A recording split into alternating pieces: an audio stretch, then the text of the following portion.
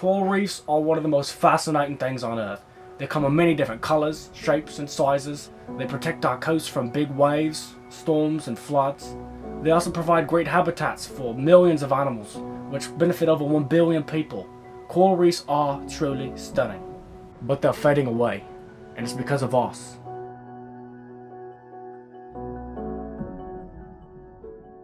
The fact of the matter is, we are losing coral reefs, not by the decades, not by the years, but months now, possibly even weeks, and it is out of control. I can't stress enough how important these ecosystems are. This is what 1 billion people rely on. Taking out the coral reefs is like having a family of 7, except one person doesn't get to eat.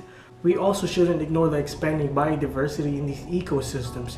We discover about 2,000 new marine species every year, and that is absolutely astonishing.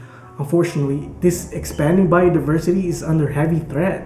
Overfishing, illegal fishing practices, coal mining, careless tourism, CO2 emissions. These are only a few of the reasons why we are losing coral reefs. Corals survive through photosynthesis with the help of algae, and if too stressed will expel this algae that they need to make food.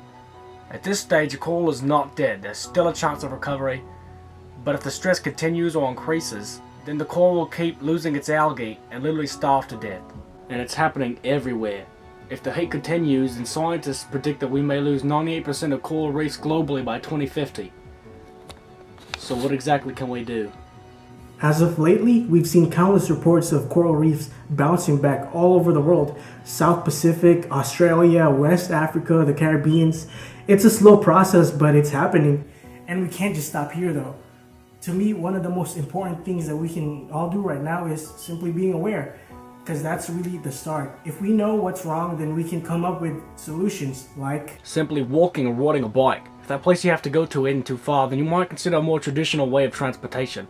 You're saving money, lessening CO2 emissions, and exercising. It's a win-win for all. Another thing you could do is be mindful of what you put in the yard. While pesticides and fertilizers may make your grass look nice, these chemicals will almost always make their way to the ocean. A really good substitute is compost. It's all natural. we now have a process called coral farming, which takes bits of corals from reefs, which are then raised in nurseries to be later installed in restoration sites.